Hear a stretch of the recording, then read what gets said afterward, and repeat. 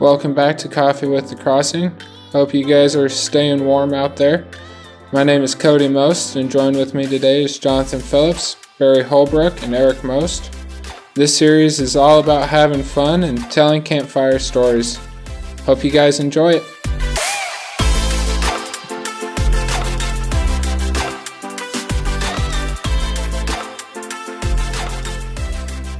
What is the best restaurant you've eaten So there's this restaurant in Atlanta. How come I knew you were going to go there? Because legitimately, it might be one of the fanciest restaurants. Yeah, well, so should I just tell the whole story? I suppose you probably should. All right, so we're at the Drive Conference in Atlanta last year, and we get out of church on Sunday, and Eric's just like, man, we need to get some beef. Like, I need a place with like good barbecue or something like that. And so we're just kind of walking around, and we come to this. It's kind of like a strip mall type thing, and there's just different restaurants and stuff. And he looks and he sees a menu that's posted outside. And he's reading the menu, and based off the menu, this place sounds awesome. And he's like, well, why don't we try this? So we walk in, and literally I walk through the doors and turn around and walk out. Because I see what the waitress is wearing, and I'm like, yeah, no, we don't want to eat here. And I just thinking, well, we're in the city. Maybe they do things differently a little bit in the city. That was different. So Eric and one of our leaders walks in, and they're like talking to the woman behind the counter, like, well, can we sit outside? Like, where are we gonna sit? And Barry and I were standing outside, and we look. The name of the restaurant is Twin Peaks, and I'm just all like, yeah, no, we're not eating here. And John and Barry are connecting the dots, and John Haas and I were like, what's wrong with this place? Yep. All the waitresses are barely dressed. Yep. Oh, Twin Peaks. Yep. Uh-huh. I gotcha. Yep. So that doesn't answer the question of the best restaurant we've eaten. Because we didn't eat there. No, we didn't eat there. But so another night we were meeting with a rep from North Point, and Eric's like, okay, I still want beef or something, so I need to like, where can we eat that's got like good barbecue or something? And he's like, oh, I got the perfect place. I eat there often. Like, this is great. And so he sends us the name of the place. We go there, and we get there probably like 10 minutes before he does or so. Oh, Ron Brown? Yeah. Rod. Not Ron Brown, but yeah, Rod. Yeah. So yeah, because he was like, well, I'll take you guys out wherever you want to go. And he's like, you guys want to go to a steak place? I'm like, well, yeah. So he recommended this place. Yeah. Yeah. So he sends us the name of the place. We get there, and right away, again, I feel like Barry and I are kind of in tune with our surroundings. Because we walk in, and we just look around, and we're like, oh, this is a nice place. Like, I mean, not just nice. Like, I think jeans not allowed, and Jim Mann standing there in a t-shirt and short shorts. Yep. And it was so we kind of like look at the menu that they have, and there's no prices on the menu. No, and that's a bad sign. That is a very bad sign. So, and I don't know, people just kind of like looked at us like, you've obviously never been here before. And so eventually Rod gets there, he meets us, and we go and we sit outside. And they sat us outside because they didn't want us around their customers. So we sit outside, and we just all we get the menus, and Eric being the nice guy he is, he's like, well, I'm gonna pay for it all and everything, and we're like, okay, and we look at the menu. Well, the cheapest thing on the menu, how much was it? It was like a $35 hamburger. $35. $40 hamburger is the cheapest thing. And so we're like, I'll have a hamburger, and like it goes around, and I'm pretty sure everybody except for like one person ordered a hamburger. John Haas ordered a side of asparagus for like three stalks of asparagus for like $15. And the best part of this restaurant is the waiter comes out, and he starts explaining to us from small town Nebraska, not just us from small town Nebraska, but Eric, who at the time owns a feedlot, and he starts describing to us where beef comes from. and all of this stuff, and Eric's just looking at him like, I probably like helped castrate this beef. Like I did all of this. Like that's what it is. Yeah, it was pretty funny. And so they bring out these $40 hamburgers, and Eric looks around on the table and goes, "Can I have some ketchup?" And so, like, it was like the Beverly Hillbillies. So he brings out a little thing of ketchup. Eric's like scraping out the ketchup. Of course he wouldn't bring it out in a bottle like you should. But he's like scraping everything out. Jim Mann is sticking his hand in the water to get like a fly out or something like that. And Barry and I are just looking at each other like we do not belong here. We were definitely the unwashed masses at the wrong location. I mean, if we'd ordered steaks though, they would have been like $100 per steak. Yep. Yeah. Well, they bring you ketchup in this little container unit, silver cup. Yeah. And of course, it doesn't come out. So I had to take my knife and kind of scrape it all out of there, and everyone's like, "You don't do that at a restaurant like this." No, you don't even. It's probably offensive to ask for ketchup at a restaurant like that. I mean, it was the waiter was in a tuxedo. Yeah.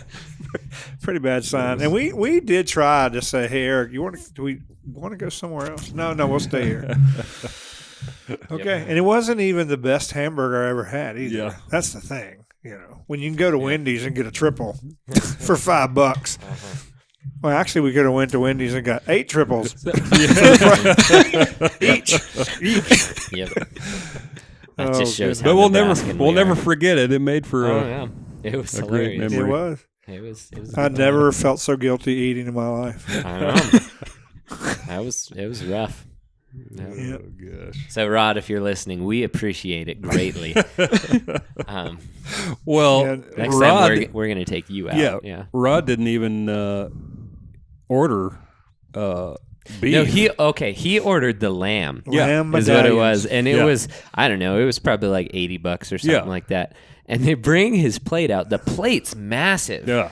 And it has 3 like chicken nugget sized pieces of lamb. And we're like, that's worth like $2. You went out to eat with a bunch of guys from Nebraska and you ordered lamb? What are you thinking? Yep. So we've given him a bunch of crap about that. Yep. It was good. I wasn't a part of that trip, but the coolest one I went to was a steakhouse in Omaha. And it had an escalator like down into the basement where the party room was. It was for a reception for a wedding. And that was the nicest one. Yeah, so probably the fanciest restaurant I've been to. Is that the question? Anyway, one of the best ones. I don't know if it was the best You've restaurant. Been to a fancier restaurant than the one we were at? Yeah. So some friends of ours, when we lived in Colorado, they were like, "Man, you gotta check this place out down in downtown Denver." So I had set up a carriage ride for Jen and surprised her with that. Like when I don't remember if we were dating or had just been married, but anyway, and I had asked some gals, where a nice place to eat would be down there. Well, so this was the first time that I had set this thing up with a carriage ride. And they're like, "Oh yeah, the European Cafe, that's a great place." Well, I was still like in college, so I don't know, and I'm not from the city, and I had a very some people would have thought I was homeschooled maybe. So I was not in the know on some things, but So they drop us off at the European Cafe. We go in. The cheapest thing was $18, and I'm just like, oh no, So Jen and I had the $18 plate, and that's when I first learned the fancier the restaurant, the bigger the plate and the smaller the portion. Yep. And so we always laughed after that. It's like, maybe we should have had them like go through the drive-through at Burger King or something with the carriage. But so this is a lot of years later, and so this couple's like, oh, you got to try this restaurant, and I'm trying to remember what it was called. But anyway, downtown Denver. And what they did is they took one of the original big banks in Denver and they turned the vault that was in the basement into a restaurant. Mm-hmm. So you go down these stairs and you go through this, 007 pictured vault door that's round. Mm-hmm. The sucker's like 2.5 feet thick, and they have the door open right there. You walk in, and Jen didn't know that I had actually arranged for a carriage ride to pick us up when we were done and take us around the city. So I surprised her. I actually surprised her twice. But this restaurant, so they made the vault into the restaurant, and we sit down and I don't even remember what I ate. All we remember is you had an automatic appetizer, which was like 30 shrimp. Well, neither Jen and I like shrimp. So we're just like, what are we going to do with this? So we actually tried to eat a couple. And it was like, oh, that's disgusting. And so we didn't eat any shrimp. And I don't remember what we ate, but it was a fancy place. Fun to go to. Love how he's trying to like talk himself up, like reminding Jen, "Oh, I surprised you." Yeah. Well, I don't think she's listened to one of the podcasts yet. So I don't know that she'll listen to this one. But I've at least done 2 romantic things in my life. Those were a couple of them. I tried to do something romantic and it backfired and has given me a nickname that is stuck forever with me of John Silver. So this is again at the camp in Utah, and Sheree didn't get to come with me on this camp, but who are you being romantic with? well, our anniversary was during this week, and so we're in the middle of the desert in Utah. There is like barely any cell service, all that stuff. So there's nowhere for me to plug my phone in or anything like that. So I decide I'm going to turn my phone off Monday, right when I get there, so that way I will for sure have battery on our anniversary, so that way I can like FaceTime my wife. So I look at my friend's watch for the date, and somehow his watch was off a day. And so our anniversary is on the 14th, and so the 13th at chapel, I stand up in front of everybody, pull my phone out, and we FaceTime Sheree, and she answers, and I tell everybody before, I'm like, on the count of 3, we're gonna be like, happy anniversary, Sheree, and all this stuff, and it's just gonna be so romantic, gonna be awesome. So I turn around and I do this, and we all yell it out, and the whole camp's like, oh my gosh, and all this stuff, and then it gets silent, and Sheree goes, you know it's tomorrow, right? And I'm like, you couldn't have just said thank you or anything like that. So from then on, my nickname became John Silver because I'm always like just not quite gold. Like I'm almost there, but not quite. And it was... Yep. So Sheree, if you're listening, I don't know if she's listened to a single podcast either, but yep. I will never forget our anniversary is the 14th, and I will always make sure the date is right before I say anything. Yep. That's funny. I was going to go back to the coolest thing I've witnessed because I just remembered it. Obviously, it wasn't that cool. But we were skiing in Colorado, and my sister, if you know her, once she gets like into a crazy mood, she's just nuts and she just goes crazy. And we were skiing, and she decides to race my dad down the mountain, and if you know my dad, he's very competitive, so he like thoroughly just like went straight down the hill, and she did too, and she thought she could catch him. But as we all looked up at the mountain and saw my sister flying down this mountain, we catch her right at the time she runs into the slow down sign and just takes it out. Completely wiped out the slow down sign. Yep. And I had already whipped through, and I look back because I hear something, and here's Jessica like in a ball in the orange fence. Skis, poles just go everywhere. Oh goodness. That's good. So if she's listening, yes, it is now out there. Good. You wiped it out. And you still haven't beat me.